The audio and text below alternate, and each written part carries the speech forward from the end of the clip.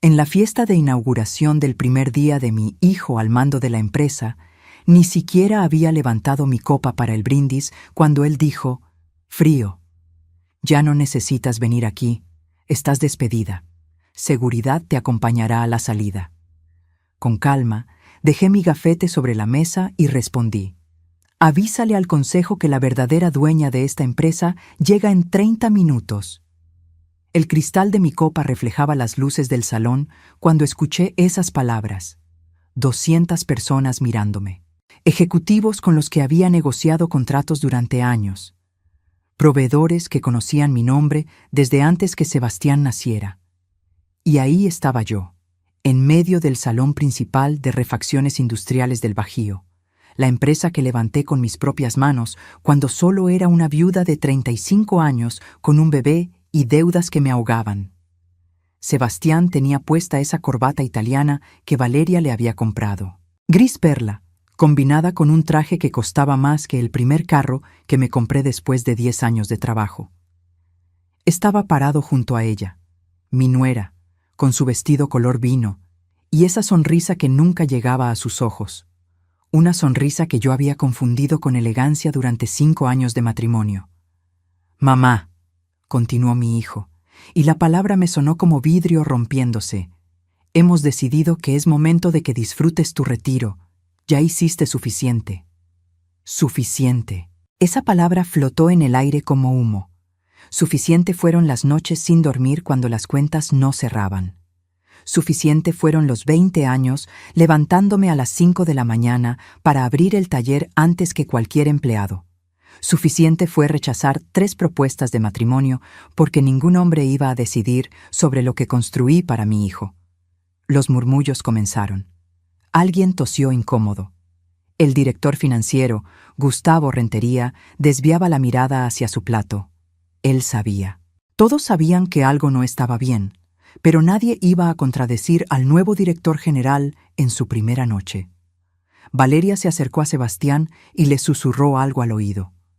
Vi cómo mi hijo asentía, mecánico, como si ella manejara los hilos y él solo fuera la marioneta bien vestida. Recordé cuando tenía 8 años y me abrazaba llorando porque los niños de la escuela se burlaban de sus zapatos remendados. Le prometí que nunca le faltaría nada, y cumplí. Quizás ese fue mi error. «Seguridad», llamó Sebastián, haciendo un gesto con la mano. 2 hombres con trajes negros comenzaron a caminar hacia mí. No los conocía. Eran nuevos, contratados la semana anterior, según me enteré después. La vieja guardia jamás me habría tocado. Ellos recordaban cuando yo misma cargaba cajas de refacciones en la bodega porque no teníamos dinero para contratar más personal. Tomé mi copa y bebí un sorbo largo de vino tinto. 200 pesos la botella, según decía la etiqueta. Ridículo para una empresa que el año pasado facturó 45 millones de pesos. Pero claro, Valeria prefería ahorrar en vino y gastar en decoración francesa para su nueva oficina. Dejé la copa sobre la mesa con cuidado. Nada de drama, nada de gritos. Eso era lo que esperaban, ¿verdad? Que hiciera un escándalo. Que me pusiera histérica como las viejas, que seguramente Valeria mencionaba en sus conversaciones privadas con las esposas de los otros ejecutivos. Me quité el gafete del cuello. Amelia Torres de Mora, fundadora. Ese pedazo de plástico con mi fotografía de 3 años atrás. Aún se me veía el cabello más oscuro, menos canas, menos arrugas alrededor de los ojos. Me lo quité despacio y lo coloqué junto a mi plato intacto de salmón con alcaparras. «Sebastián», dije, y mi voz salió firme, sin temblor. «Avísale al consejo directivo que la verdadera dueña de esta empresa llegará en 30 minutos». Se hizo un silencio tan denso que pude escuchar el zumbido del aire acondicionado. Valeria dejó de sonreír. Sebastián frunció el ceño, confundido. «¿De qué hablas?», preguntó mi hijo. «En 30 minutos lo sabrás». Tomé mi bolso de piel, ese que me regalé cuando cumplimos el primer millón en ventas. Mientras tanto, disfruten su fiesta. Caminé hacia la salida con la cabeza en alto. Los tacones resonaban contra el mármol importado que Valeria había insistido en instalar el mes pasado. 3 millones de pesos en pisos cuando teníamos equipos en la planta que necesitaban mantenimiento. Pero ella siempre tuvo prioridades diferentes. Nadie me detuvo. Los guardias de seguridad se quedaron inmóviles, sin saber qué hacer. Gustavo Rentería me miró con algo parecido a la lástima. O quizás era miedo. Él sabía más de lo que aparentaba. Cuando llegué al elevador, presioné el botón y esperé. Las puertas de acero reflejaban mi rostro. 67 años. Arrugas que contaban historias de sol en la piel mientras supervisaba entregas. Manos que alguna vez tuvieron callos de tanto trabajar. Ojos que habían visto crecer un imperio desde un taller de 3 empleados hasta una empresa con 200 trabajadores. Las puertas se cerraron y por primera vez en toda la noche sonreí, porque ellos no sabían 3 cosas fundamentales. Primero, nunca firmé la transferencia real de la patente del sistema de inventario automatizado que desarrollamos hace 5 años, ese sistema que representa el 60% del valor comercial de la empresa. Segundo, tenía copias de todos los documentos fraudulentos que Valeria me hizo firmar bajo engaños. Y tercero, afuera del edificio me esperaba la licenciada Fernanda Aguirre, la abogada corporativa más temida de Guadalajara, con 2 carpetas llenas de evidencia y una orden judicial que iba a cambiar todo. El elevador descendía piso por piso y con cada nivel que bajaba sentía cómo recuperaba algo que había perdido en esos últimos 3 años. Dignidad, fuerza, claridad. 30 minutos. Eso era todo lo que necesitaba para demostrarles quién realmente construyó ese imperio. Y cuando las puertas del elevador se abrieron en la planta baja, el aire fresco de la noche me golpeó la cara como una promesa de justicia. Si quieres saber cómo una madre traicionada recuperó lo que era suyo por derecho, suscríbete al canal, porque esta historia apenas comienza. 30 años atrás, yo no era la mujer que acababan de humillar en ese salón de luces brillantes y pisos de mármol. Era Amelia Torres, una viuda de 35 años, con un bebé de 8 meses que no dejaba de llorar, y un taller mecánico heredado que se caía a pedazos. Cuando Roberto murió en ese accidente en la carretera a Morelia, llevando refacciones a un cliente que nunca pagó, me dejó 3 cosas: un hijo, un taller con deudas de 180,000 pesos y un reloj de bolsillo de plata con una inscripción que leía: tiempo de sembrar, tiempo de cosechar. Ese reloj era lo único de valor que teníamos, pero jamás lo vendí. Lo guardaba en mi bolso como un recordatorio de que todo tiene su momento. El taller estaba en la colonia Ferrocarril, en un edificio de ladrillo que olía a aceite quemado y metal oxidado. 3 empleados, don Jacinto, que tenía 60 años, y manos que temblaban por la artritis. Mario, un muchacho de 22 que sabía más de motores que cualquier ingeniero. Y Refugio, que llevaba las cuentas en un cuaderno de pasta dura porque no teníamos dinero para una computadora. Los acreedores llamaban cada 2 días. El banco amenazaba con quedarse con el terreno. Los proveedores ya no nos fiaban ni un tornillo. Y yo tenía un bebé que alimentar con leche de fórmula que costaba 200 pesos la lata. Las madrugadas empezaban a las 4. Preparaba tamales de rajas con queso en la cocina de la casa que rentaba, una vivienda de 2 cuartos en la misma colonia. Para las 5:30 ya estaba en la esquina de la avenida Lázaro Cárdenas vendiendo a los trabajadores que iban a la fábrica textil.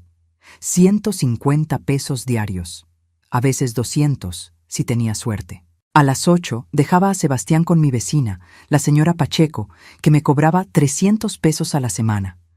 Dinero que salía directamente de los tamales, porque el taller apenas generaba para pagar los sueldos. Llegaba al negocio con olor a masa en las manos y grasa en el delantal. Don Jacinto nunca me miraba con lástima. Solo me preguntaba: ¿qué hacemos hoy, patrona? Y yo revisaba las pocas órdenes de trabajo que teníamos, intentando estirar cada peso como si fuera chicle. Los primeros 6 meses fueron pura supervivencia. Aprendí a negociar con los acreedores. Denme 3 meses más y les pago con intereses. La mayoría aceptaba porque sabían que si nos cerraban, no recuperarían nada. Aprendí a buscar refacciones usadas en los deshuesaderos de la ciudad. Aprendí a sonreír aunque tuviera ganas de llorar. El punto de quiebre llegó una tarde de julio. Un hombre llegó en una camioneta Ford, con el motor haciendo un ruido que sonaba a muerte inminente. Era dueño de una flotilla de transporte de carga. Necesitaba el trabajo urgente. «Si me lo tienen listo en 2 días, les pago el doble», dijo. Don Jacinto me miró. Mario me miró. Refugio cerró su cuaderno y también me miró. Todos sabíamos que era imposible. No teníamos las refacciones, no teníamos el tiempo, pero sí teníamos la necesidad. «Lo tendrá en 2 días», respondí. Trabajamos 48 horas casi sin parar. Yo llamé a cada proveedor que conocía hasta encontrar las piezas. Empeñé mi anillo de bodas para pagar por adelantado. Mario durmió 3 horas en el piso del taller. Don Jacinto se inyectó medicamento para el dolor en las articulaciones y siguió trabajando. Y yo, entre llamada y llamada, amamantaba a Sebastián en la oficina, que era más un closet con escritorio. Entregamos a tiempo. El hombre pagó 12,000 pesos. Cash. Billetes arrugados que conté 3 veces porque no podía creer que fueran reales. «Si siempre trabajan así», dijo antes de irse, «les mando toda mi flotilla». Cumplió. En 3 meses teníamos 5 camionetas más en reparación. En 6 meses contratamos a 2 mecánicos más. En 1 año habíamos pagado la mitad de las deudas y Sebastián ya caminaba entre las herramientas como si el taller fuera su parque de juegos. Pero el verdadero cambio llegó cuando vi la oportunidad que nadie más vio. Los talleres solo reparaban. Yo decidí que también íbamos a vender refacciones. Empecé pequeño, con un catálogo prestado y un teléfono que sonaba cada vez más. Compraba al mayoreo en la Ciudad de México y revendía en Guadalajara con un margen del 30%. En 5 años, el taller se había convertido en Refacciones Industriales del Bajío. Ya no solo reparábamos, distribuíamos piezas a 50 talleres en 3 estados. Teníamos 20 empleados, una bodega, 2 camionetas de reparto y una oficina donde Sebastián hacía la tarea mientras yo cerraba contratos. Nunca dejé de hacer tamales. Los vendía los domingos en el tianguis porque me recordaba de dónde venía. Porque cada peso contaba. Porque el respeto no se compra con dinero fácil, se gana con trabajo que te rompe la espalda, pero no el espíritu. Cuando Sebastián cumplió 10 años, la empresa facturaba 5 millones al año. Cuando cumplió 15, éramos 20 millones. Cuando entró a la universidad a estudiar administración, ya éramos la distribuidora más grande de la región. Y yo seguía siendo la misma mujer que se levantaba temprano, que revisaba cada factura, que conocía el nombre de cada empleado y el cumpleaños de sus hijos. La misma que guardaba el reloj de Roberto en el cajón de su escritorio y lo miraba cada vez que tenía que tomar una decisión difícil. Tiempo de sembrar, tiempo de cosechar. Sembré 30 años de mi vida en esa empresa. 30 años de madrugadas, de sacrificios, de renuncias. Rechacé a Armando, el ingeniero que me invitó a cenar durante 2 años hasta que se cansó. Rechacé a Miguel, que tenía una ferretería próspera y me ofreció sociedad y matrimonio. Rechacé cualquier cosa que me distrajera de mi único objetivo: darle a mi hijo un futuro que yo nunca tuve. Y ahora, 30 años después, ese mismo hijo me había despedido como si fuera una empleada cualquiera, como si mi nombre no estuviera en cada ladrillo de ese edificio, como si mi sangre no estuviera mezclada con el cemento de esos cimientos. Pero ellos no sabían algo fundamental. Yo no había construido un imperio para que alguien me lo quitara. Lo había construido porque sabía exactamente cuánto costaba cada tornillo, cada decisión, cada lágrima derramada en silencio. Y ahora había llegado el tiempo de cosechar.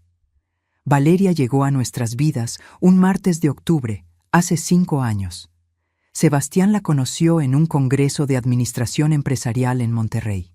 Cuando me la presentó 2 semanas después, traía puesto un saco color camel y aretes de perla que probablemente costaban más que mi primer carro. «Mamá, ella es Valeria Sandoval.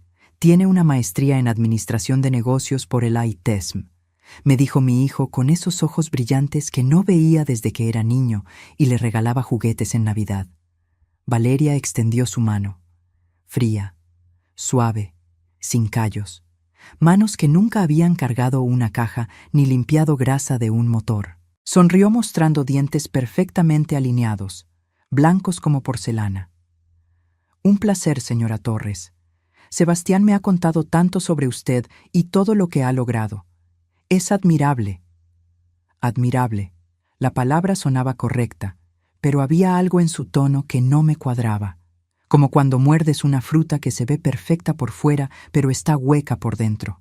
Aún así, me obligué a sonreír. Mi hijo estaba enamorado, y yo solo quería su felicidad. Los primeros meses fueron como un cortejo. Valeria venía a cenar a casa cada viernes. Traía postres caros de pastelerías francesas. Hablaba de estrategias de mercado y expansión corporativa con palabras que sonaban importantes. Sebastián la miraba como si fuera la respuesta a todas las preguntas que nunca había hecho. «Mamá, Valeria dice que deberíamos modernizar el sistema de inventario», me comentó una noche mientras lavábamos los platos.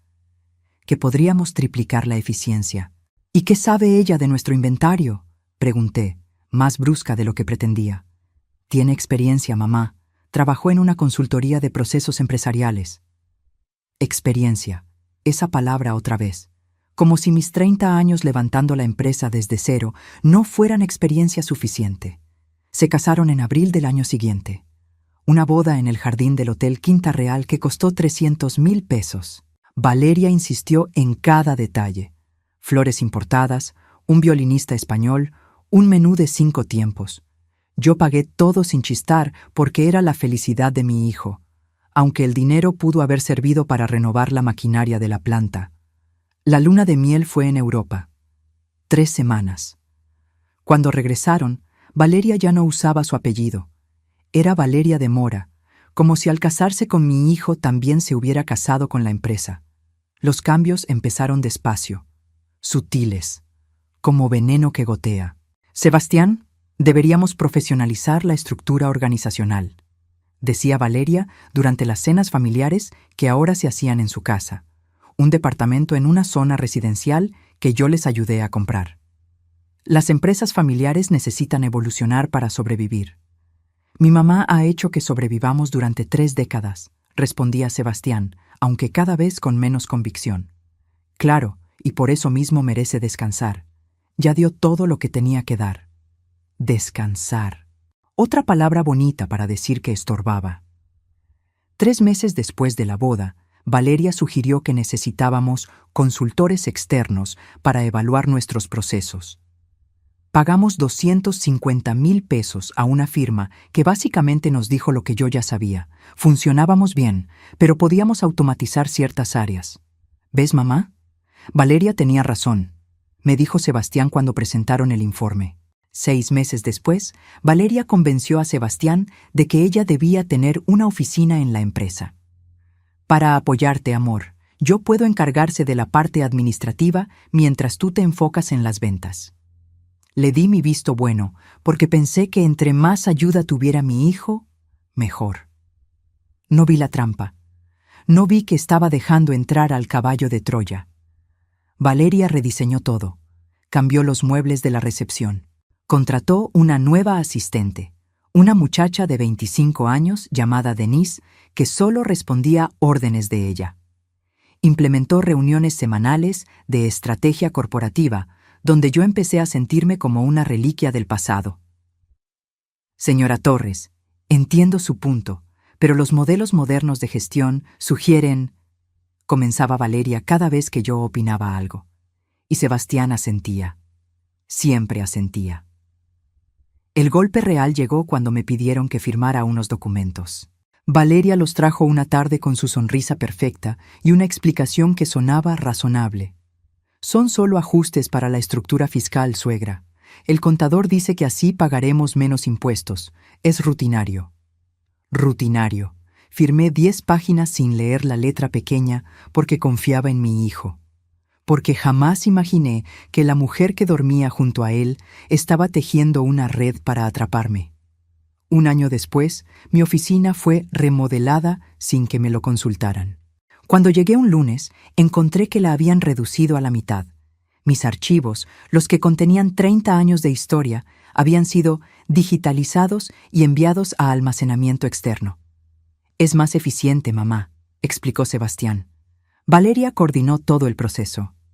Por supuesto que lo hizo.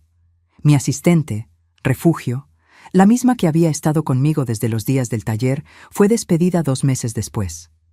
«Necesitamos personal más joven, más adaptado a las nuevas tecnologías», dijo Valeria durante una reunión del consejo donde yo ya casi ni participaba. «Refugio conoce esta empresa mejor que nadie», protesté. «Exactamente, conoce la empresa del pasado. Nosotros estamos construyendo la empresa del futuro». Sebastián no dijo nada. Solo miraba a su esposa con esa admiración ciega que me partía el corazón. Las reuniones importantes comenzaron a programarse cuando yo, casualmente, tenía citas con proveedores fuera de la ciudad. Las decisiones se tomaban sin consultarme. Los reportes financieros llegaban a mi escritorio 3 días después de que ya se habían discutido con el consejo. Me estaban borrando. Lento, sistemático, como si pasaran un borrador sobre mi nombre hasta que solo quedara una mancha borrosa. Y lo peor no era Valeria. Lo peor era ver a mi hijo transformarse en alguien que no reconocía. El niño que lloraba en mis brazos cuando le dolía el estómago, ahora evitaba mi mirada en las juntas. El joven que me pedía consejo para cada decisión, ahora asentía a cada palabra de su esposa como si fuera evangelio. Una noche, los vi en el estacionamiento de la empresa. No sabían que yo seguía en mi oficina. Valeria le acariciaba la mejilla a Sebastián mientras le decía algo al oído. Él sonreía, y en ese momento lo supe. Ya no era su madre quien tenía su oído. Era ella. Y ella tenía planes que yo apenas estaba comenzando a comprender. El día que caí en la trampa estaba lloviendo. Recuerdo el sonido del agua golpeando contra las ventanas de la sala de juntas mientras Valeria desplegaba los documentos sobre la mesa de caoba como si fueran cartas de póker. «Suegra, necesitamos hablar de algo importante», comenzó, acomodándose un mechón de cabello detrás de la oreja. Sebastián estaba a su lado, serio, con esa corbata azul marino que le regalé en su último cumpleaños. «¿Qué pasa?», pregunté, dejando mi taza de café sobre el posavasos. «Hemos estado consultando con asesores fiscales», intervino mi hijo. «Mamá, estamos pagando impuestos innecesarios, miles de pesos que podríamos ahorrar si reestructuramos la empresa».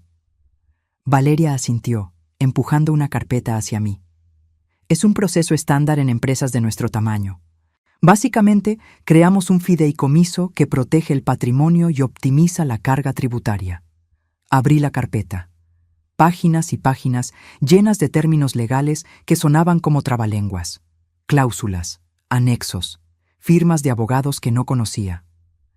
«¿Y esto qué significa exactamente?», pregunté, señalando una sección que hablaba sobre transferencia de participaciones accionarias. «Es técnico», respondió Valeria con esa sonrisa que ya me resultaba insoportable. «Básicamente, usted mantiene su posición como fundadora, pero las acciones se administran a través del fideicomiso. Más eficiente, más seguro. Protegemos el patrimonio familiar de cualquier eventualidad». «¿Qué eventualidad?». «Demandas, problemas legales, cualquier cosa. Usted ya tiene 64 años, suegra. Es pensar en el futuro». 64 años. Lo dijo como si fuera una sentencia de muerte, como si a esa edad ya no tuviera derecho a opinar sobre lo que construí. «Mamá». Sebastián se inclinó hacia adelante, tomando mi mano. Sus ojos, los mismos ojos cafés de Roberto, me miraban con algo parecido a la súplica. «Confía en nosotros. Solo queremos proteger lo que has construido, lo que es nuestro. Nuestro, no tuyo, nuestro». Firmé la primera página, luego la segunda. Valeria iba señalando con su uña perfectamente pintada de rojo cereza dónde debía poner mi nombre. «Aquí, suegra, y aquí. Una más en esta parte». «¿No debería leerlo con más calma?», pregunté en algún momento, sintiendo un peso extraño en el pecho. «Por supuesto, si quiere, pero el contador dice que necesitamos presentarlo antes del viernes para que aplique en este ejercicio fiscal. Si no, perdemos el ahorro de este año. Sebastián apretó mi mano. Mamá, te prometo que todo está bien. Valeria revisó todo con 3 abogados diferentes. 3 abogados que yo nunca había visto. 3 abogados que probablemente cobraron una fortuna por diseñar esta jaula perfecta. Firmé todo. 23 páginas. Cada firma era como entregar un pedazo de mí misma sin darme cuenta. 2 semanas después, llegó otro paquete de documentos. Poderes especiales para agilizar la toma de decisiones, explicó Valeria durante un desayuno en la oficina. Usted viaja mucho visitando proveedores. Necesitamos que Sebastián pueda firmar contratos sin esperar a que regrese. Tenía sentido, o al menos así me lo pareció. En los últimos meses había estado viajando más a León, a Querétaro, a la Ciudad de México, cerrando acuerdos con nuevos distribuidores. Cada vez que volvía, había alguna decisión que se había retrasado esperando mi firma. ¿Qué tipo de contratos?, pregunté. Operativos, compras, ventas, nada mayor. Las decisiones estratégicas siguen requiriendo su aprobación. Firmé los poderes, amplios, generosos, letales. El tercer golpe fue el más sutil. Llegó envuelto en preocupación y cariño falso. Suegra, hemos notado que últimamente está más cansada, dijo Valeria una tarde, sentadas en su oficina que ahora era 3 veces más grande que la mía. Es normal a su edad, por eso pensamos que sería bueno que tuviéramos acceso a sus cuentas bancarias. No para usarlas, solo para ayudarla a administrarlas. Yo administro perfectamente mis cuentas. Lo sabemos, pero imagine que le pasa algo, un accidente, una enfermedad. Sebastián es su único hijo. Debería tener acceso para poder ayudarla si lo necesita. La palabra clave era sí, pero Valeria la usaba como si fuera cuando. No es necesario. Mamá, intervino Sebastián, que había aparecido en la puerta como por arte de magia. Solo queremos cuidarte. Eres lo más importante que tengo. Me negué. Esa vez me negué. Fue la única línea que no crucé, y probablemente fue lo que me salvó después. Pero el daño ya estaba hecho. 3 años de firmas. 3 años de confía en nosotros. 3 años de veneno gota a gota. No fue hasta mucho después que entendí lo que había pasado. El fideicomiso no solo optimizaba impuestos. Había transferido el 85% de mis acciones a un vehículo legal donde Sebastián era el administrador único. Yo mantenía solo el 15% directo a mi nombre. Los poderes especiales no eran solo para contratos operativos. Le daban a mi hijo autoridad para tomar cualquier decisión corporativa sin mi consentimiento. Y la reestructura administrativa había colocado a Valeria como directora de finanzas, con control total sobre los presupuestos, las inversiones y los gastos. Me habían convertido en accionista minoritaria de mi propia empresa, en una empleada de lujo con el título de fundadora, que ya no significaba nada más que una placa dorada en la pared. Y yo había firmado mi propia condena. No por estúpida, no por descuidada, sino porque cometí el error más grande que puede cometer una madre: confiar ciegamente en su hijo. Durante esos 3 años, mientras firmaba documentos y cedía poder, Valeria tejía su red. Cambiaba empleados leales por gente nueva que solo le respondía a ella. Modificaba políticas, creaba estructuras donde yo ya no era necesaria. Y Sebastián, mi hijo, el bebé que amamanté en el piso del taller mientras revisaba facturas, se había convertido en el instrumento perfecto de mi propia destrucción. Porque Valeria sabía algo que yo tardé años en entender. No necesitas destruir a alguien con violencia. Solo necesitas hacer que firme su propia rendición con una pluma y una sonrisa. La primera señal real de que ya no era bienvenida en mi propia empresa llegó un lunes de marzo. Entré a mi oficina y encontré a 2 trabajadores moviendo mis archiveros. ¿Qué hacen?, pregunté, dejando mi bolso sobre el escritorio. Órdenes de la directora Valeria, señora, respondió el más joven sin mirarme a los ojos. Vamos a remodelar este espacio. ¿Remodelar? Nadie me dijo nada. No sabemos los detalles, señora. Solo seguimos instrucciones. Me dirigí directo a la oficina de Valeria. Ni siquiera toqué. Abrí la puerta y la encontré revisando unos planos extendidos sobre su escritorio de cristal. Alzó la vista con esa calma que ya me resultaba amenazante. «Suegra, justo iba a hablar con usted. ¿Por qué están moviendo mis cosas?» «Es parte del plan de optimización de espacios. Su oficina es demasiado grande para el uso que le da. La vamos a dividir en dos. Una mitad seguirá siendo suya. La otra será para el nuevo gerente de operaciones». «¿Qué nuevo gerente?» ¿Sebastián no le contó? Valeria inclinó la cabeza, fingiendo sorpresa. Contratamos a Rodrigo Maldonado. Viene de una empresa en Monterrey. Experiencia impresionante en logística. Yo manejo las operaciones. Usted fundó la empresa, suegra. Eso no se discute. Pero las operaciones modernas requieren conocimientos específicos de software, optimización de rutas, análisis de datos en tiempo real. Rodrigo tiene certificaciones internacionales. Certificaciones. Otra palabra para decir que yo estaba obsoleta. Debieron consultarme. Lo hicimos. En la junta del consejo de la semana pasada. Usted no pudo asistir, ¿recuerda? Tenía esa cita con el proveedor en Querétaro. Claro, la cita que ella misma había programado para el mismo día de la junta. Qué conveniente. Volví a mi oficina. Los trabajadores ya habían levantado una pared de tabla roca en medio del espacio. Mi oficina, donde había tomado decisiones por 30 años, donde había llorado en silencio después de días imposibles, donde había firmado el primer contrato de $1.000.000, ahora era del tamaño de un cubículo. Mis fotografías, las que mostraban la evolución de la empresa desde el taller original, habían sido enviadas a bodega para su resguardo. El librero de madera que Roberto construyó con sus manos estaba siendo desarmado porque no cabía en el nuevo espacio. «Cuidado con ese librero», ordené. «Señora, nos dijeron que ya no se usa. Va al almacén». Ese librero lo hizo mi esposo. El trabajador me miró incómodo. No sabíamos, pero las órdenes son claras.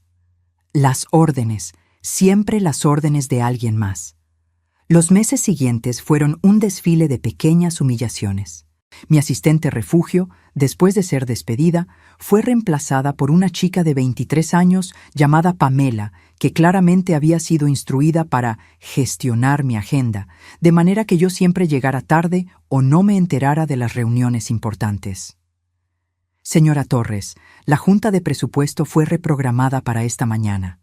Lo siento, no alcancé a avisarle». «Pamela, esa junta era el jueves». «Sí, pero surgió un conflicto de agenda con el director Sebastián». «Don't worry, le enviaré las minutas». Las minutas llegaban 3 días después, cuando las decisiones ya estaban tomadas. Presupuestos aprobados, inversiones autorizadas, contrataciones confirmadas. Todo sin mi voto, todo sin mi opinión. En las pocas juntas a las que sí asistía, mi voz se había vuelto invisible. Yo proponía algo y Valeria respondía con un «Es interesante, pero los estudios de mercado sugieren otra dirección». Sebastián asentía. El resto del consejo, casi todos caras nuevas, que ni siquiera conocían la historia de la empresa, la seguían como ovejas.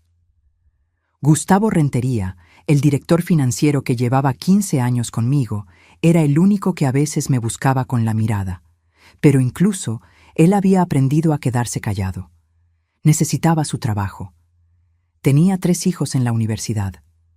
Un día encontré mi lugar de estacionamiento ocupado. El número 0001, el que siempre había sido mío, ahora tenía una placa nueva. Director general, Sebastián Mora Torres. Mi nuevo lugar estaba en la zona de visitantes. «Es solo un ajuste organizacional», explicó Valeria cuando protesté. «El director general debe tener el lugar principal. Es protocolo corporativo». Protocolo. Como si 30 años de levantar esa empresa no fueran protocolo suficiente. Las invitaciones a eventos corporativos dejaron de llegar. La cena anual con proveedores, que yo había organizado durante 2 décadas, se realizó sin que nadie me avisara. Me enteré por una fotografía en redes sociales donde Sebastián y Valeria brindaban con los clientes que yo había conseguido en el restaurante que yo había seleccionado durante años. «Mamá, Pensamos que querrías descansar, me dijo Sebastián cuando lo confronté. Ya haces demasiado. Descansar. Esa palabra otra vez. El eufemismo elegante para decir desaparecer. Mi correo electrónico corporativo comenzó a recibir menos mensajes. Luego me di cuenta de por qué. Me habían sacado de las listas de distribución importantes. Ya no me copiaban en las decisiones. Ya no me consultaban en las negociaciones. Una tarde intenté acceder al sistema financiero para revisar los reportes trimestrales. Mi contraseña no funcionaba. Pamela, mi acceso al sistema no funciona. Ah, sí. Hubo una actualización de seguridad. Ahora los accesos son por niveles. Le puedo solicitar los reportes que necesite y se los envío. Yo quiero acceso directo. Tendría que pedirlo al comité de tecnología, pero tarda como 2 semanas el trámite. 2 semanas para acceder a la información de mi propia empresa. Mientras Valeria probablemente podía ver cada número con un solo clic. El desplazamiento más doloroso fue cuando renovaron la planta de producción. Inauguraron una nueva área de almacenamiento automatizado con un evento para toda la empresa. Discursos. Corte de listón. Fotografías oficiales. Yo estaba en la segunda fila, no en el templete. Ni siquiera me mencionaron en los agradecimientos. Valeria habló sobre visión de futuro y modernización. Sebastián agradeció al equipo de trabajo, pero nadie dijo el nombre de Amelia Torres, como si los cimientos de ese edificio no estuvieran construidos con mi sudor, como si las máquinas no se hubieran comprado con ganancias que yo generé vendiendo tamales a las 5 de la mañana. Después del evento, me encontré sola en el estacionamiento. Llovía ligeramente. Vi a través de las ventanas del salón a todos celebrando. Sebastián reía con los nuevos ejecutivos. Valeria posaba para fotografías. Y yo estaba afuera, bajo la lluvia, sintiéndome como una extraña en el lugar que construí con mis manos. Saqué del bolso el reloj de Roberto. Las 8 de la noche. Tiempo de sembrar, tiempo de cosechar. Leí la inscripción una vez más. Había sembrado 30 años de mi vida, pero alguien más estaba cosechando los frutos. Y en ese momento, bajo la lluvia, tomé una decisión. No iba a llorar más, no iba a aceptar más humillaciones. Si me querían fuera, iban a tener que sacarme con la verdad por delante, porque yo no era una empleada que se podía despedir con una carta. Yo era la dueña, y era hora de recordarles quién construyó ese imperio que ahora querían robarme. El descubrimiento llegó por accidente.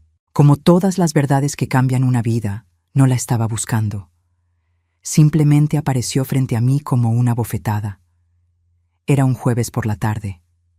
2 meses antes de aquella fiesta de inauguración que lo cambiaría todo. Pamela había salido temprano, algo sobre una cita médica que yo no tenía por qué cuestionar. Necesitaba imprimir un contrato que un proveedor me había enviado por correo. La impresora de mi oficina diminuta se había descompuesto la semana anterior y aún no la reparaban. Así que caminé hacia la oficina de Sebastián. Él estaba en una reunión fuera de la empresa. La puerta estaba abierta. Me senté frente a su computadora. Todavía tenía su sesión abierta. Busqué mi correo en el navegador y encontré el documento. Lo mandé a imprimir. Mientras esperaba que saliera, la pantalla mostró una notificación. Un correo nuevo en la bandeja de entrada de Sebastián. No iba a leerlo. No era mi intención. Pero el asunto me detuvo en seco. Borrador final. Estrategia de transición AT. AT Amelia Torres. Mis iniciales. El cursor parpadeaba sobre el mensaje. Mi mano temblaba sobre el mouse. No debía abrirlo. Era la correspondencia de mi hijo. Pero algo en mi estómago me decía que necesitaba ver qué había dentro. Hice clic. El correo era de un tal licenciado Héctor Briceño, del despacho legal Briceño & Asociados. Nunca había oído ese nombre. El mensaje era breve pero letal. Estimado Sebastián, adjunto el documento final de la estrategia de transición para la señora Amelia Torres. Como discutimos, el enfoque debe ser gradual pero firme. Los puntos clave: 1. Anuncio de retiro voluntario durante evento corporativo. 2. Pensión mensual de 25,000 pesos como reconocimiento a su trayectoria. 3. Remoción inmediata de accesos administrativos. 4. Comunicado de prensa posicionándola como fundadora honoraria en retiro merecido. El timing es crucial. Aprovechar el impulso de su nombramiento como director general para proyectar imagen de renovación generacional. Cualquier duda, quedo atento. 25,000 pesos mensuales. Una pensión que apenas cubriría la renta de un departamento modesto. La empresa facturaba 45 millones al año y me ofrecían 25,000 pesos mensuales como si fuera una limosna. Abrí el documento adjunto. 12 páginas de estrategia detallada. Fechas. Tácticas de comunicación.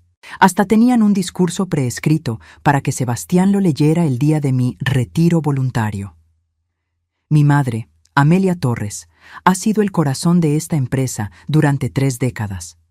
Hoy, con profundo amor y agradecimiento, respetamos su decisión de dar un paso al costado para disfrutar el descanso que merece. Descanso. Retiro voluntario. Palabras bonitas para ocultar un despojo. Pero lo que realmente me destrozó fue la última sección del documento. Una nota interna, probablemente escrita por Valeria, que decía: justificación estratégica. AT representa el modelo de gestión antiguo. Su resistencia al cambio y apego emocional a procesos obsoletos dificulta la modernización necesaria. Si bien su contribución histórica es innegable, su presencia actual es un lastre para el crecimiento. La transición debe ejecutarse con delicadeza, pero sin ambigüedad. No puede haber marcha atrás. Lastre. Me llamaron lastre. Yo, que levanté esa empresa desde un taller con 3 empleados. Yo, que vendí tamales durante años para pagar las deudas que Roberto dejó. Yo, que rechacé ofertas de matrimonio y vida personal porque mi único objetivo era darle un futuro a mi hijo. Lastre. Las lágrimas llegaron sin pedir permiso. Caían sobre el teclado mientras seguía leyendo. Había un cronograma. Fechas específicas. La transición estaba planeada para ejecutarse en 6 semanas. Justo después del evento de nombramiento de Sebastián como director general. Todo estaba calculado. Cada palabra, cada movimiento. Me iban a sacar en mi propia fiesta de despedida disfrazada de homenaje. Escuché pasos en el pasillo. Cerré el correo rápidamente. Tomé los papeles de la impresora y salí de la oficina justo cuando Valeria doblaba la esquina. «Suegra, ¿qué hace aquí?» «Mi impresora no sirve. Vine a usar la de Sebastián». Me miró con esos ojos grises que ahora veía por lo que realmente eran. Calculadores, fríos. Entiendo. Deberíamos comprarle una nueva. No es necesario, respondí, sosteniendo los papeles contra mi pecho. Ya tengo lo que necesitaba. Caminé de regreso a mi oficina. Cerré la puerta. Me senté en mi silla y miré alrededor. Las paredes desnudas, el espacio reducido, los archivos que ya no estaban. Todo había sido parte del plan. Cada humillación, cada desplazamiento, cada puerta que se cerraba en mi cara. No fue negligencia, fue estrategia. Saqué el reloj de Roberto del cajón, las 5 de la tarde. En la oficina de al lado escuchaba las risas del nuevo gerente de operaciones hablando por teléfono. En el pasillo, empleados que ya ni me saludaban caminaban apurados a reuniones de las que yo estaba excluida. Pensé en mi hijo, en el bebé que cargué mientras mezclaba cemento para reparar las paredes del taller. En el niño que me abrazaba y me decía: «Cuando sea grande, voy a cuidarte como tú me cuidas a mí». ¿En qué momento se rompió esa promesa? ¿Fue gradual o hubo un día específico donde Sebastián dejó de ser mi hijo y se convirtió en el instrumento de Valeria? No lo sabía. Y en ese momento dolía más no saberlo que la traición misma. Tomé mi celular y marqué un número que no había usado en años. Lorena Campos, mi asistente durante 20 años, la que Valeria despidió con la excusa de reestructuración. ¿Señora Torres? Lorena, necesito verte. Esta noche, fuera de la oficina. Hubo un silencio. Luego, ¿pasó algo? Sí, y necesito tu ayuda. Nos encontramos en un café cerca de la Minerva. Lorena llegó con una caja de cartón. Cuando me despidieron, dijo poniendo la caja sobre la mesa. Sabía que algo no estaba bien. Así que antes de irme, hice copias. ¿Copias de qué? De todo. Documentos, correos, contratos. Durante meses vi cómo la señora Valeria movía papeles, cambiaba cifras, firmaba cosas a su nombre. Me dio mala espina, y cuando intenté decírselo, me corrieron. Abrió la caja. Adentro había carpetas organizadas por fecha, documentos legales, estados financieros, correos impresos. Esto, señaló una carpeta roja, son los documentos que usted firmó hace 3 años, los originales. Y estos, señaló otra carpeta azul, son las versiones que realmente se presentaron ante notario. Abrí ambas carpetas, las puse lado a lado. Las diferencias eran sutiles pero devastadoras. Cláusulas agregadas, porcentajes modificados. Mi firma estaba en ambas versiones, pero el contenido era diferente. Me engañaron, susurré. La estafaron, corrigió Lorena. Y tengo más. Transferencias a cuentas offshore. Facturas infladas a proveedores fantasma. La señora Valeria no solo la está sacando de la empresa, la está vaciando. Sentí como algo dentro de mí se quebraba. Pero no era mi espíritu. Era el último vestigio de la mujer ingenua que había confiado en su familia. Necesito un abogado, dije. Conozco a alguien, el licenciado Ernesto Salazar. Trabajó con su esposo hace años. Se jubiló, pero creo que para usted haría una excepción. Esa noche no dormí. Leí cada documento que Lorena me había dado, cada correo, cada contrato. La evidencia era aplastante. No solo me habían mentido, me habían robado sistemáticamente durante 3 años, y yo había firmado sin cuestionar, porque confiaba, porque era mi hijo, pero ya no más. A las 6 de la mañana, marqué el número que Lorena me había dado. Licenciado Salazar, soy Amelia Torres, viuda de Roberto Mora. Necesito recuperar mi empresa. El licenciado Ernesto Salazar vivía en una casa modesta en la colonia Chapalita. Cuando abrió la puerta, reconocí inmediatamente esos ojos penetrantes que recordaba de las pocas veces que visitó el taller cuando Roberto estaba vivo. Ahora tenía el cabello completamente blanco y usaba bastón, pero su mirada seguía siendo la de un hombre que no se dejaba engañar fácilmente. Amelia, dijo, y había afecto genuino en su voz. Pasa, te estaba esperando. Su estudio olía a libros viejos y café recién hecho. Las paredes estaban cubiertas de títulos de derecho corporativo y fotografías de casos ganados. Me señaló un sillón de piel gastada frente a su escritorio. Lorena me contó un poco por teléfono. Comenzó, sirviéndome café en una taza de cerámica. Pero quiero escucharlo de ti. Todo, le conté. Desde la llegada de Valeria hasta el correo que descubrí. No omití nada. Ni siquiera las partes donde yo había sido ingenua, donde había firmado sin leer, donde había confiado cuando debí cuestionar.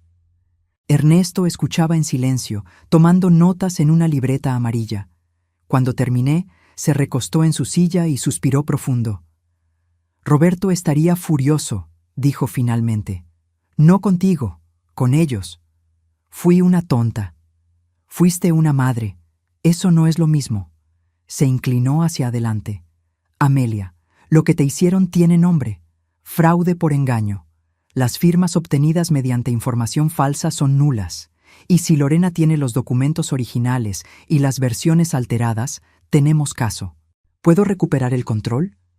Podemos intentarlo. Pero necesito que entiendas algo. Esto no será rápido ni limpio. Es tu hijo, tu familia. Una vez que abramos este frente, no hay marcha atrás. Ya no hay marcha atrás, respondí, sosteniendo mi taza con manos que ya no temblaban. Ellos decidieron eso cuando me llamaron lastre. Ernesto asintió. Entonces empecemos. Primero necesito ver todos los documentos, cada papel que firmaste en los últimos 5 años. Pasamos las siguientes 2 semanas reconstruyendo el caso. Lorena trajo sus copias. Yo solicité duplicados a través de canales que Valeria no controlaba. Ernesto contactó a peritos especializados en documentos legales. Los resultados fueron devastadores. No solo habían alterado los contratos del fideicomiso, también habían falsificado minutas de juntas donde supuestamente yo había votado a favor de decisiones que nunca vi. Habían creado una telaraña de mentiras documentadas. Pero hay un problema, dijo Ernesto una tarde, señalando un documento específico. Aunque las firmas fueron obtenidas con engaño, técnicamente tú las hiciste. Un juez podría argumentar negligencia de tu parte por no leer antes de firmar. Entonces perdí. No dije eso. Dije que necesitamos algo más, algo que no puedan refutar, algo que demuestre que sin ti, esa empresa no vale nada. Esa noche, en mi casa, busqué entre las cajas viejas que guardaba en el cuarto de servicio, papeles antiguos del taller original, contratos de los primeros años, y ahí, en una carpeta manila desteñida, encontré lo que necesitaba. La patente. Hace 5 años, cuando automatizamos el sistema de inventario, yo había trabajado con un ingeniero en sistemas para desarrollar un software propietario. Un programa que integraba compras, ventas, logística y proyecciones en tiempo real. Era la columna vertebral de toda la operación de la empresa. Recordé el día que fuimos a registrar la patente ante el Instituto Mexicano de la Propiedad Industrial. Valeria había sugerido que se pusiera a nombre de la empresa. Es más profesional, había dicho. Pero yo, por alguna razón que en ese momento no entendí del todo, había insistido en registrarla a mi nombre personal. Es mi última creación, le dije a Sebastián cuando él cuestionó mi decisión. Déjame tener esto. Él había cedido. Valeria había fruncido el ceño, pero no insistió. Probablemente porque pensaban que era un capricho de vieja que no importaba. Pero importaba. Importaba más de lo que ellos imaginaban. A la mañana siguiente, llegué al despacho de Ernesto con la carpeta manila. «Mira esto», dije, extendiendo los documentos sobre su escritorio. Ernesto leyó en silencio. Sus ojos se abrieron cada vez más. Luego sonrió. Era una sonrisa de tiburón que huele sangre en el agua. «Amelia, ¿me estás diciendo que el sistema que hace funcionar toda la empresa está patentado a tu nombre?» «Sí». ¿Y ellos no tienen acceso legal a usarlo sin tu autorización? Técnicamente, podrían seguir usándolo, pero yo puedo revocar la licencia en cualquier momento, o cobrar regalías retroactivas por uso no autorizado. Ernesto se recostó en su silla y soltó una carcajada. Amelia Torres, acabas de darme el as de espadas.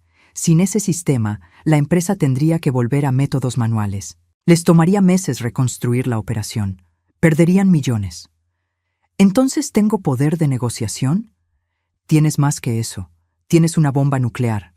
Pero Ernesto no era el único que necesitaba convencer. Necesitaba al consejo directivo de mi lado. Y para eso, necesitaba a alguien que aún tuviera credibilidad ahí dentro. Llamé a Gustavo Rentería una noche. Nos encontramos en un restaurante alejado del centro, un lugar donde nadie de la empresa nos vería. «Señora Torres», dijo cuando se sentó frente a mí, «si Valeria se entera de que nos vimos, me despide». «Lo sé, por eso te estoy pidiendo esto. ¿Qué necesita?» «La verdad, ¿qué está pasando con las finanzas de la empresa?» Gustavo miró alrededor. Bajó la voz. «Están desviando fondos, facturas infladas a proveedores fantasma, transferencias a cuentas offshore registradas en Panamá. Valeria maneja todo a través de empresas fachada». «¿Cuánto?» «En los últimos 2 años, calculo que han sacado cerca de 8 millones de pesos». 8 millones. El número flotó en el aire como un peso muerto. «¿Por qué no dijiste nada?» «Lo intenté. Hace 6 meses presenté un reporte interno a Sebastián. Me dijo que eran estrategias fiscales legales que yo no entendía. 3 días después, Valeria me citó a su oficina y me dejó claro que si volvía a cuestionar las finanzas, me iba a la calle. Tengo 3 hijos en la universidad, señora Torres. Necesito este trabajo. Lo entiendo, pero necesito que testifiques. Necesito esos reportes». Gustavo cerró los ojos. «Si hago eso, pierdo todo. Si no lo haces, la empresa que ayudaste a construir se la van a robar. Y cuando la vacíen completamente, Te despedirán de todas formas, sin liquidación, sin nada. Se quedó en silencio largo rato. Finalmente asintió. Haré copias, pero necesito garantías legales. ¿Las tendrás? La tercera pieza del plan requería algo que nunca pensé que tendría que hacer: contratar a alguien que pudiera enfrentar a Valeria en su propio juego. Ernesto me recomendó a la licenciada Fernanda Aguirre. La conocí en su oficina del piso 22 de una torre corporativa. Tenía 40 años, vestía traje sastre negro y tenía una reputación de acero. Se especializaba en derecho corporativo y tenía un historial impresionante de casos ganados contra empresas que intentaban despojar a fundadores. «Señora Torres», dijo después de revisar todos los documentos durante 2 horas, «esto es un caso de libro. Fraude documentado, desvío de recursos, contratos viciados y una patente que les da jaque mate. Pero necesito que entienda algo. Ganar esto va a costar. No solo dinero, va a costar relaciones, va a costar familia.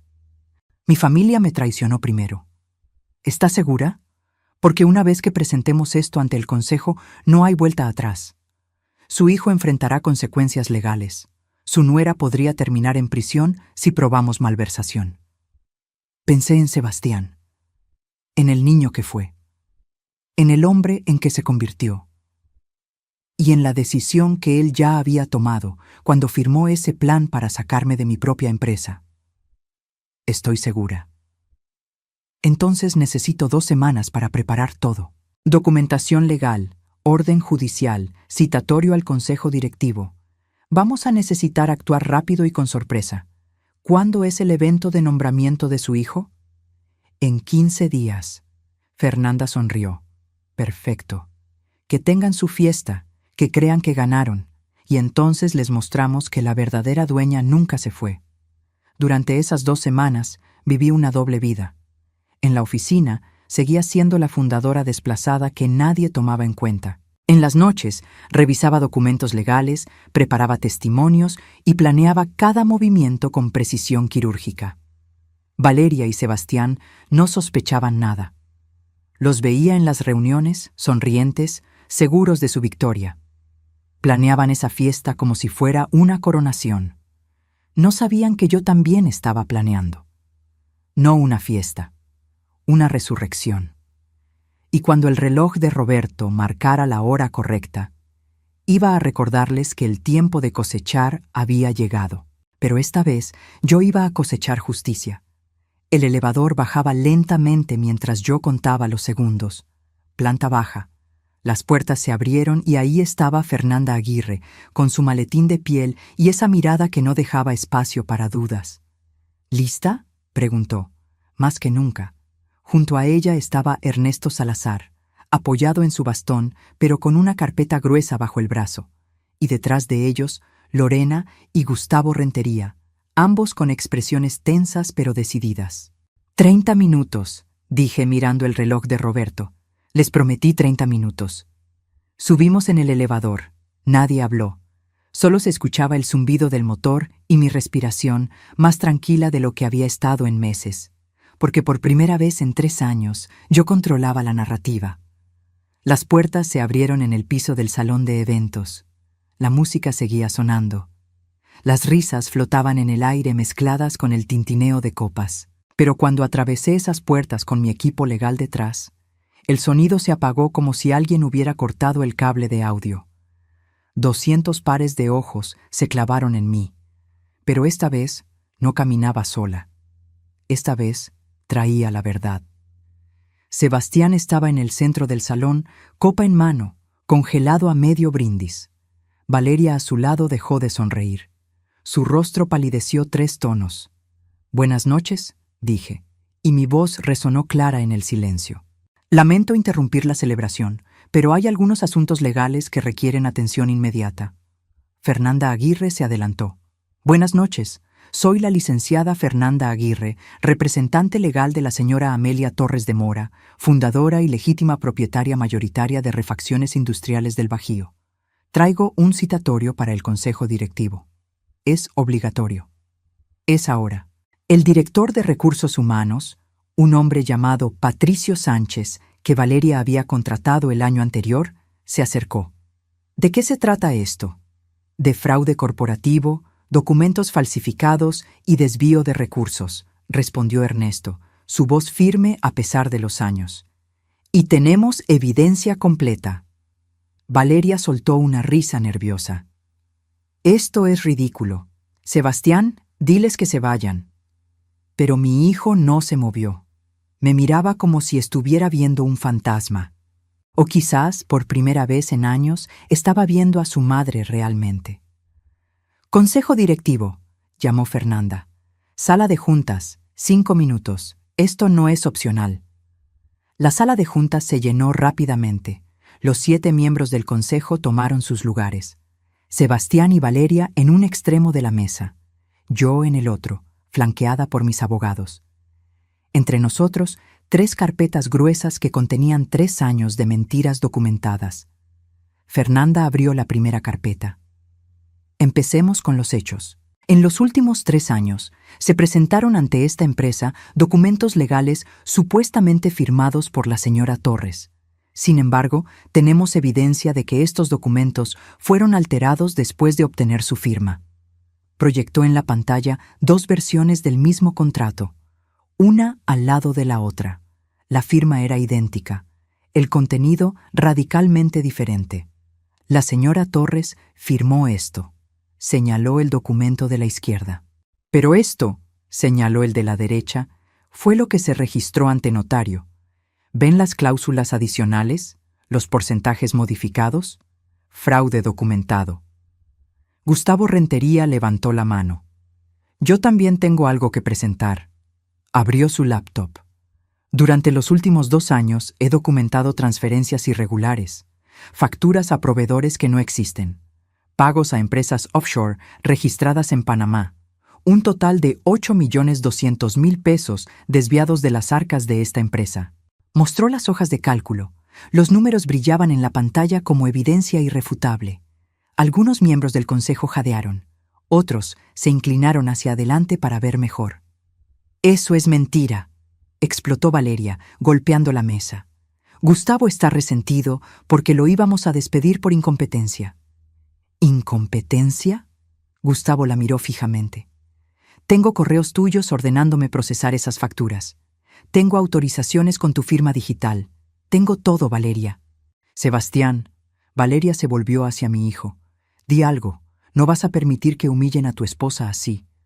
Pero Sebastián tenía la mirada clavada en la pantalla, en los números, en la evidencia que no podía negar. Hay más, continuó Ernesto. El plan para remover a la señora Torres de la empresa, no como una decisión corporativa legítima, sino como parte de una estrategia calculada para despojarla de lo que construyó. Proyectó el correo, el que yo había encontrado en la computadora de Sebastián. Las palabras aparecieron en letras grandes. Su presencia actual es un lastre para el crecimiento. El silencio que siguió era tan denso que podía cortarse con cuchillo. Algunos miembros del consejo miraban a Valeria con algo entre horror y desprecio. Otros miraban a Sebastián esperando que dijera algo, lo que fuera. «Mamá», comenzó mi hijo, pero su voz se quebró. «No», lo interrumpí. «No me llames así, no ahora, no después de planear sacarme de mi propia empresa con una pensión de 25.000 pesos mensuales». «Yo no...» Fue idea de Valeria. «Ah, entonces solo seguías órdenes». Mi voz salió más dura de lo que pretendía. ¿Sabes qué más seguía órdenes? El guardia de seguridad que me iba a sacar del edificio hace 30 minutos. Valeria se puso de pie. «Suficiente, esto es un circo. No tienen autoridad para acusarnos de nada». «¿No?» Fernanda sonrió. Era una sonrisa sin humor. «Entonces hablemos de autoridad. Señora Torres, muéstreles». Saqué de mi bolso una carpeta manila desteñida, la misma que había encontrado entre mis papeles viejos.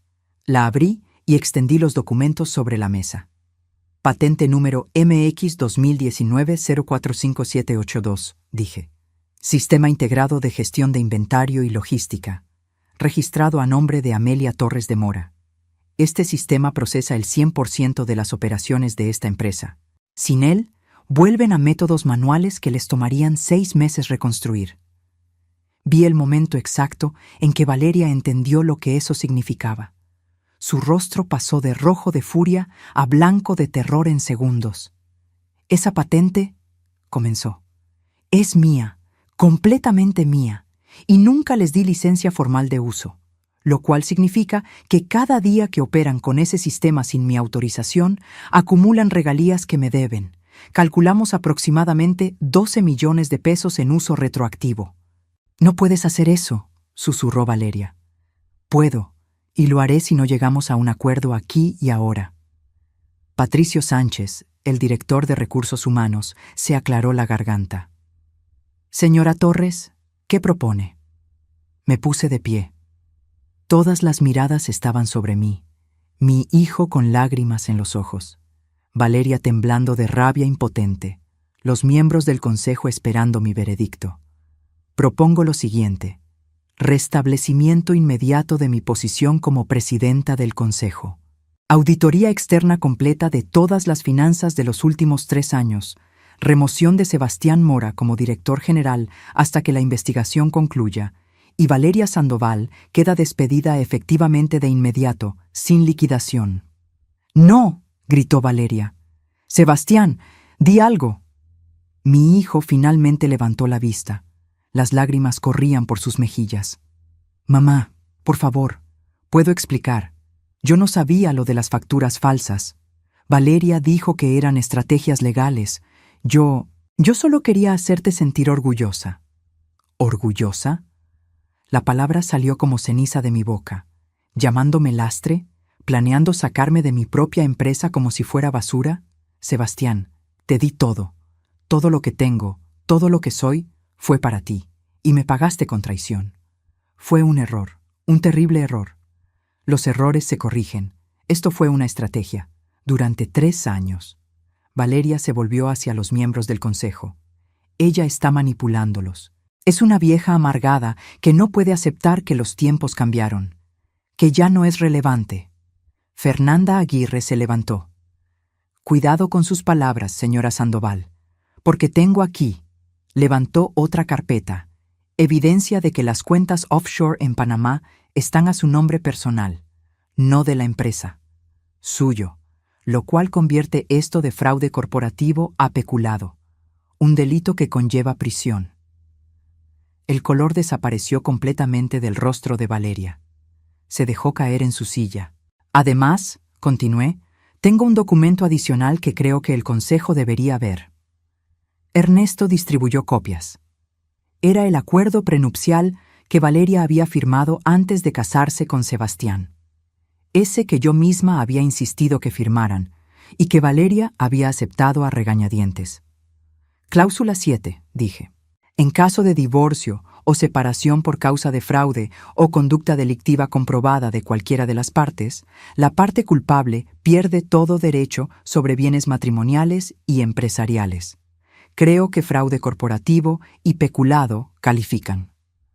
Valeria me miró con un odio tan puro que casi podía sentirlo físicamente. «Eres una bruja amargada que no soporta ver a su hijo feliz». «Yo lo que no soporto», respondí, y mi voz finalmente tembló con la emoción contenida, «es ver a mi hijo convertido en un ladrón por una mujer que solo vio en él una oportunidad de enriquecerse». Me volví hacia Sebastián. «Pero tú tampoco eres inocente.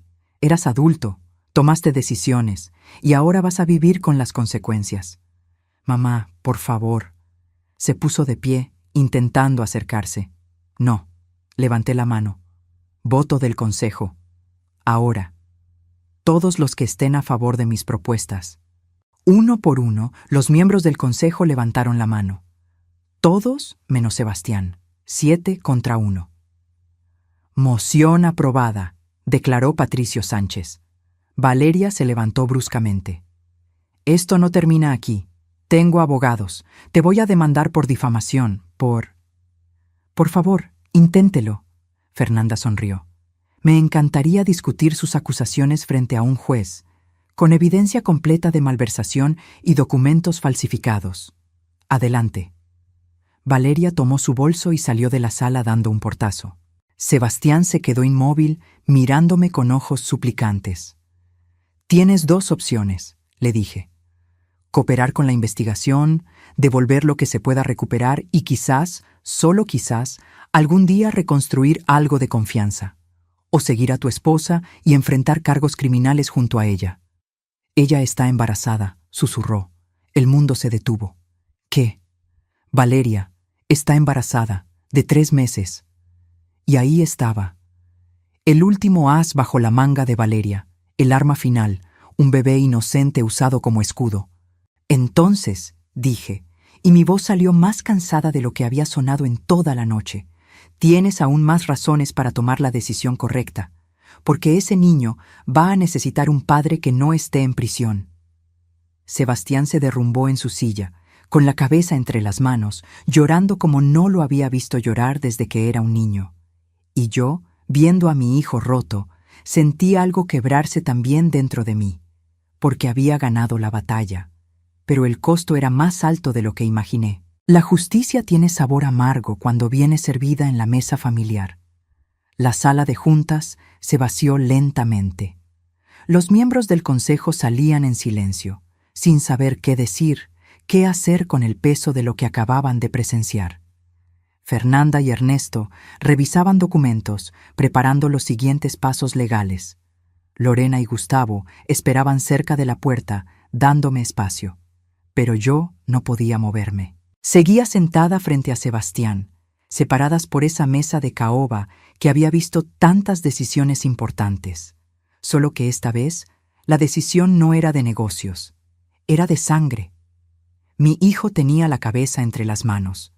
Sus hombros temblaban, y por un momento terrible y hermoso a la vez, volví a ver al niño de 8 años que lloraba porque los otros niños se burlaban de sus zapatos remendados. «¿Cuándo lo supiste?», pregunté finalmente. «¿Cuándo supiste del embarazo?». Sebastián levantó la cabeza. Tenía los ojos rojos, hinchados. «Hace 2 semanas. Valeria me lo dijo el mismo día que confirmamos la fecha de esta fiesta». «Qué conveniente». «No fue así, mamá. Llevábamos meses intentándolo». «¿Y te parece casualidad que justo ahora, cuando me iban a sacar de la empresa, aparece un bebé?». Sebastián se limpió la cara con el dorso de la mano. «Sé lo que parece. Sé que todo parece calculado. Pero ese bebé es real. Es mi hijo. Tu hijo». Repetí las palabras, sintiendo su peso. «¿Y qué hay de mí, Sebastián? Yo también soy tu madre. ¿Eso ya no cuenta?». «Siempre vas a ser mi madre». «¿Ah, sí? Porque hace media hora me ibas a sacar de mi propia empresa con una pensión de hambre. No me suena muy filial». «Fue un error. Un terrible, imperdonable error». «No». Mi voz se endureció. «Un error es olvidar una fecha, equivocarte en un número. Esto fue una traición planificada durante años, con documentos falsificados, con estrategias y fechas y discursos preescritos. Eso no es un error, Sebastián. Eso es una decisión». Se puso de pie bruscamente. Caminó hacia la ventana que daba al estacionamiento. Abajo podía ver a los invitados de la fiesta saliendo del edificio, confundidos, murmurando entre ellos. La celebración había terminado antes de comenzar. «Valeria me convenció», dijo sin volverse. «Me dijo que era lo mejor para la empresa, que tú ya habías dado todo lo que podías dar, que merecías descansar». «¿Y tú le creíste?». «Yo quería creerle, porque era más fácil que enfrentarte, que decirte que me sentía sofocado». Esa palabra me golpeó como un puñetazo. «¿Sofocado?». Finalmente se volvió. «Mamá, yo nunca elegí este negocio. Tú lo elegiste por mí.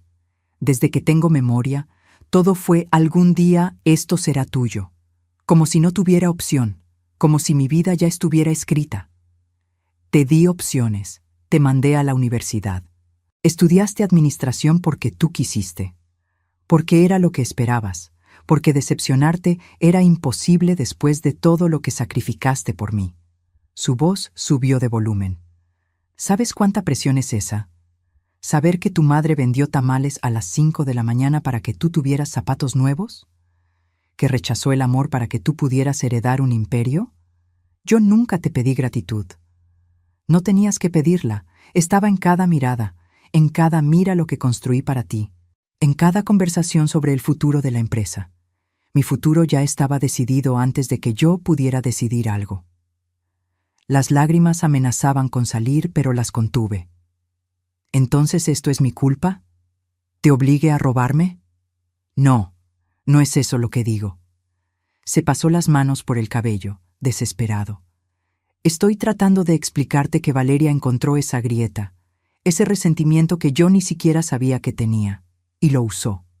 Me hizo creer que quitándote de en medio, yo finalmente sería libre de ser mi propio jefe. ¿Y lo eres? ¿Eres tu propio jefe? Porque desde donde yo estoy, pareces un títere de tu esposa. La puerta se abrió. Valeria entró como una tormenta, con el celular en la mano. Sebastián, nos vamos, ahora. No, dije poniéndome de pie. Él se queda, tú te vas. No tienes autoridad para decirme lo que hago. Tengo toda la autoridad, esta es mi empresa, y tú ya no trabajas aquí. Valeria se rió. Una risa aguda, histérica. ¿Tu empresa? Amelia, por favor. Esta empresa es tan mía como tuya. Yo la modernicé, yo la hice rentable, yo... Tú la vaciaste, la interrumpí.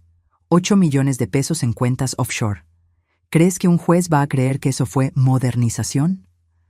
Se acercó a mí, tanto que pude oler su perfume caro, ese que probablemente compraba con el dinero robado. Escúchame bien, suegrita. Puedes presentar todos los documentos que quieras. Puedes hacer tu show dramático. Pero yo tengo algo que tú nunca vas a tener. El hijo que va a perpetuar este apellido. Tu nieto. Y si me tocas, si intentas meterme en problemas, te prometo que nunca vas a conocerlo. El silencio que siguió era tan pesado que dolía respirar. ¿Estás usando a tu propio hijo como rehén? Pregunté, incrédula. Estoy protegiéndolo de una abuela tóxica que no sabe cuándo retirarse. Sebastián dio un paso hacia ella. Valeria, basta. No, Sebastián. Ella necesita entender cómo van a ser las cosas. O nos deja en paz. O ese bebé crece sin saber quién es su abuela. Algo dentro de mí se quebró. No era rabia. Era algo peor. Era la comprensión completa y devastadora de que había perdido a mi hijo mucho antes de esta noche. Lo había perdido en algún momento entre los tamales a las 5 de la mañana y las expectativas que puse sobre sus hombros sin darme cuenta. Vete, dije, y mi voz salió extrañamente tranquila. ¿Qué? Valeria parpadeó, confundida. Que te vayas, ahora, antes de que llame a seguridad y te saquen como ibas a sacarme a mí. Sebastián. Valeria lo miró, esperando que él dijera algo, que la defendiera. Pero mi hijo estaba inmóvil, mirándome con una expresión que no podía descifrar. ¿Era culpa? ¿Miedo? ¿O finalmente estaba viendo realmente lo que había hecho? Sebastián, repitió Valeria, su voz subiendo una octava. Nos vamos, ahora. Ve tú, dijo él finalmente. Yo necesito hablar con mi madre. ¿Qué? No, no voy a dejarte aquí para que ella te manipule. Valeria. Sebastián la miró fijamente por primera vez desde que entró. Vete, por favor. Vi el momento exacto en que ella entendió que estaba perdiendo control. Su rostro pasó por una docena de emociones en segundos. Sorpresa, furia, miedo, cálculo. Finalmente aterrizó en algo parecido al desprecio. Bien, quédense aquí llorando juntos, pero recuerden, ese bebé es mío, y yo decido quién lo conoce y quién no. Salió dando un portazo que resonó en toda la sala. Fernanda Aguirre, que había estado observando desde la puerta, entró. Señora Torres, esa amenaza sobre el bebé no tiene validez legal. Una vez que nazca, usted tiene derechos como abuela. Lo sé, respondí, aunque en ese momento no me importaba la legalidad. Solo podía pensar en un bebé inocente que iba a nacer en medio de este campo de batalla.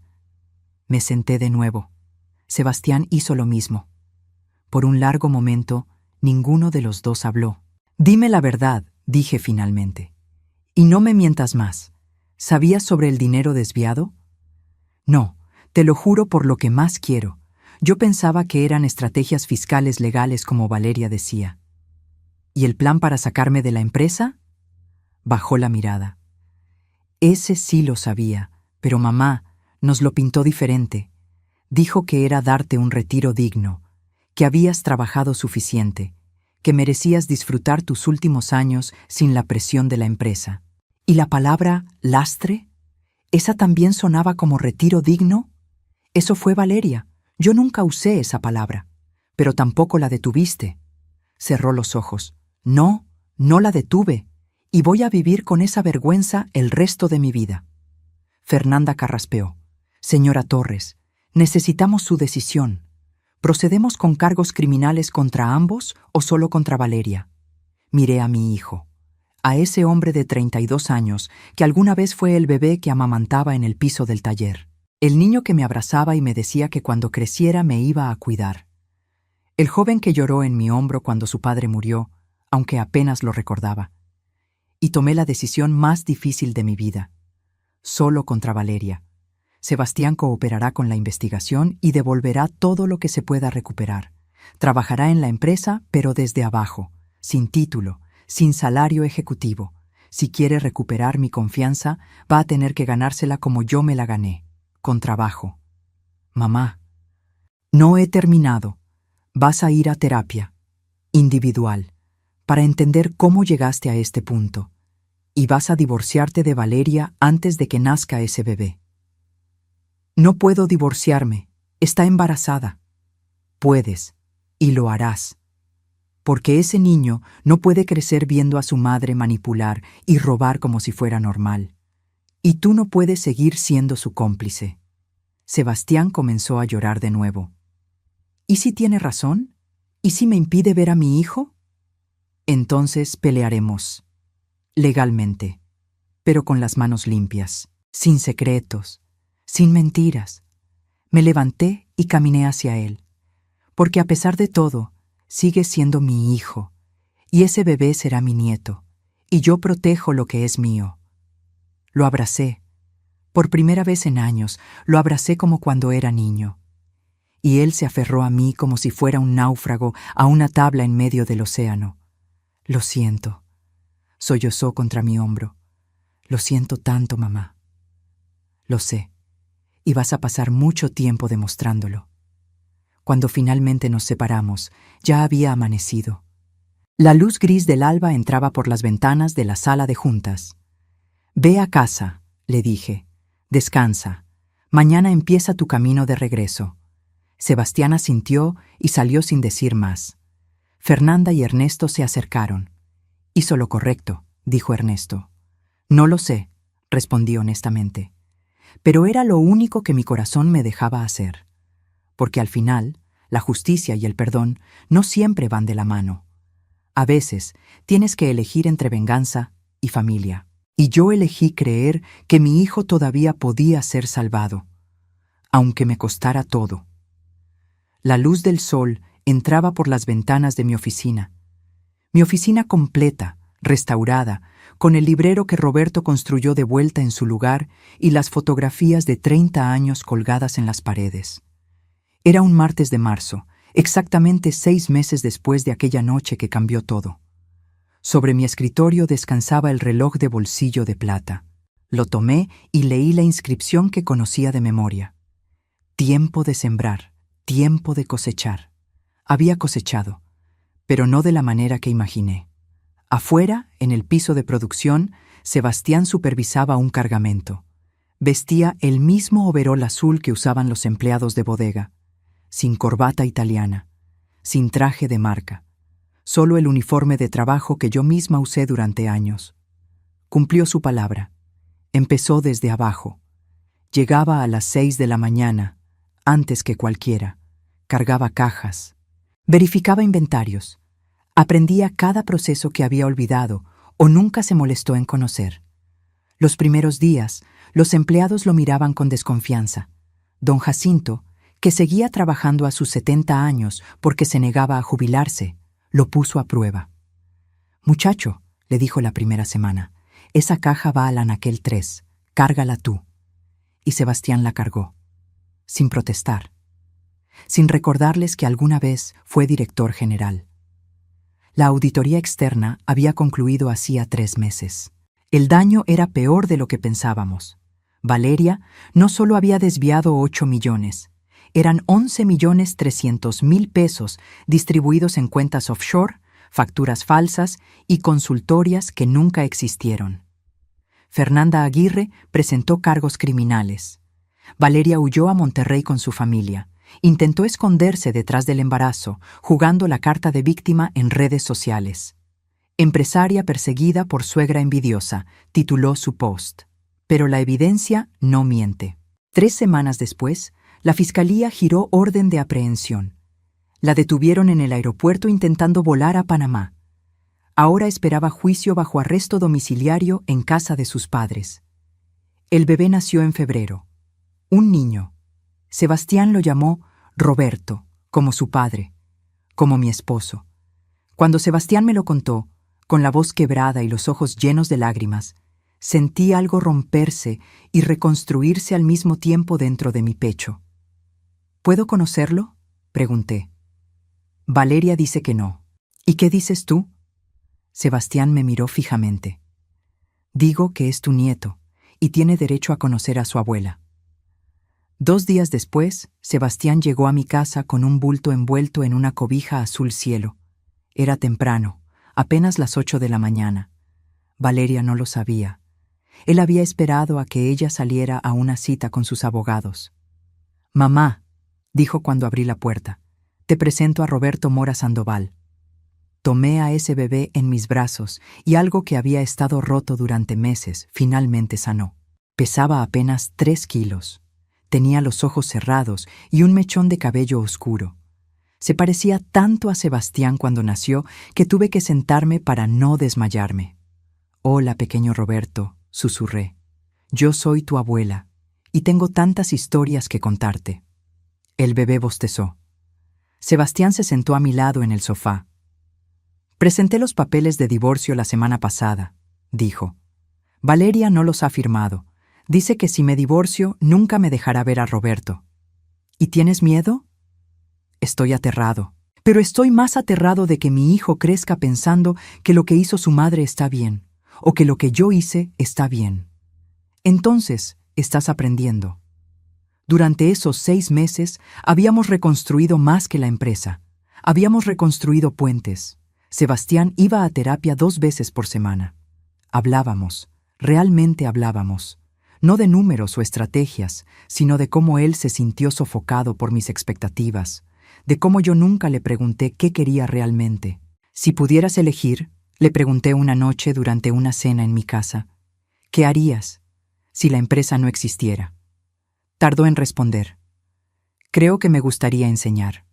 Administración, tal vez. O abrir una consultoría para empresas familiares. Ayudarlas a no cometer los errores que nosotros cometimos». «¿Y por qué no lo haces?». «Porque tengo que reparar lo que rompí primero». «Puedes hacer ambas cosas. Trabajar aquí mientras construyes tu propio camino». Vio esperanza en sus ojos por primera vez en meses. El consejo directivo también cambió. Removí a 3 miembros que había puesto Valeria. En su lugar, incorporé a mujeres empresarias que conocía de asociaciones industriales. Mujeres que habían construido sus propios negocios desde cero y entendían lo que significaba pelear por cada peso. Lorena regresó, no como asistente, sino como directora de recursos humanos. Se lo merecía. Ella había guardado la evidencia que nos salvó. Gustavo Rentería fue ascendido a director de finanzas con autoridad completa. Ya no respondía a nadie más que al consejo y a mí. Y yo volví a caminar por los pasillos de mi empresa sintiendo que el aire era respirable de nuevo. Pero no todo fue reconstrucción, también hubo pérdidas. 3 clientes importantes se fueron cuando el escándalo se hizo público. «Problemas internos familiares», dijeron. Lo que realmente significaba era que no querían estar asociados con una empresa en medio de un juicio por fraude. Tuvimos que despedir a 20 empleados que Valeria había contratado y que claramente estaban involucrados en el esquema de facturas falsas. Eso dolió. Cada despido me recordaba que el daño no solo fue hacia mí, sino hacia gente inocente que necesitaba esos trabajos. Recuperamos 4 millones de pesos de las cuentas offshore. El resto, probablemente, nunca lo veríamos de vuelta. Valeria había sido más inteligente de lo que creímos, moviendo dinero a través de empresas fantasma en 3 países. Pero la empresa sobrevivió. Más pequeña, más cautelosa, pero viva. Y yo inicié algo nuevo. Un programa de mentoría para mujeres emprendedoras. Especialmente para viudas jóvenes que, como yo hace 30 años, se encontraban solas con hijos que alimentar y negocios que salvar. Lo llamé Programa Roberto Mora, en honor a mi esposo, en honor a los inicios. Cada sábado, 5 mujeres llegaban a las oficinas de la empresa. Les enseñaba lo que aprendí en 3 décadas. Cómo negociar con acreedores, cómo leer un estado financiero, cómo pedir ayuda sin sentir vergüenza. No se trata de ser la más fuerte, les decía. Se trata de seguir levantándose cada vez que te tumban. Una de ellas, una mujer de 38 años llamada Sandra, que había heredado una tlapalería con deudas de 200,000 pesos, me abrazó llorando después de la tercera sesión. «Usted me está salvando la vida», me dijo. «No», respondí. «Tú te estás salvando sola. Yo solo te estoy enseñando las herramientas». El juicio de Valeria estaba programado para dentro de 2 meses. Fernanda me había advertido que sería mediático, que intentarían retratarme como la suegra cruel que persigue a una madre joven. «Que lo intenten», dije. «La verdad tiene documentos adjuntos». Una tarde, Sebastián llegó a mi oficina. Traía una carpeta en las manos y una expresión seria. «Mamá, necesito enseñarte algo». Abrió la carpeta. Eran los estatutos de una fundación. Fundación Roberto Mora para Empresas Familiares. ¿Qué es esto? Mi proyecto. Quiero crear una fundación que ayude a empresas familiares a profesionalizarse sin perder su esencia. Mediación en conflictos, asesoría legal preventiva, talleres sobre sucesión, todo lo que nosotros no tuvimos. Leí los documentos. Estaban bien pensados, estructurados, honestos. ¿Y cómo lo vas a financiar? Con mi parte de la herencia, cuando llegue el momento. No quiero un salario ejecutivo de la empresa. Quiero construir algo propio, algo que ayude a otras familias a no destruirse como casi nos destruimos nosotros. Lo miré, realmente lo miré, y vi a un hombre diferente del que había estado parado en aquel salón de fiesta hace 6 meses, más delgado, con ojeras, pero con algo en los ojos que no había visto en años. Propósito genuino. «Hazlo», dije, «y cuenta con mi apoyo». «¿En serio?» «En serio, pero bajo una condición». «¿Cuál?» «Que le enseñes a tu hijo lo que aprendiste, que cuando sea grande le cuentes esta historia completa, los errores, las consecuencias, todo». Sebastián asintió. «Te lo prometo». Esa noche, sola en mi casa, saqué una caja vieja del closet.